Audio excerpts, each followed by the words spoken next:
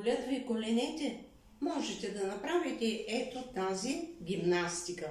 Сутрин като станете, леко приклякате, а след това и започвате и да марширувате. Колкото по-високо вдигате краката, толкова по-добре.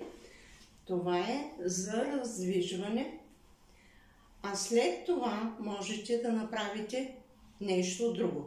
Вземате един зелев лист, начуквате жилките хубаво, посолявате хубаво с морска сол, най-добре, слагате на болното място, примерно на коляното, увивате с бинт, може и на коленка, стоите колкото можете, може и цял ден.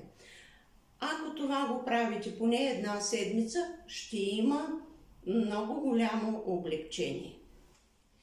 Ако ви е харесало това, което ви показах, последвайте ме.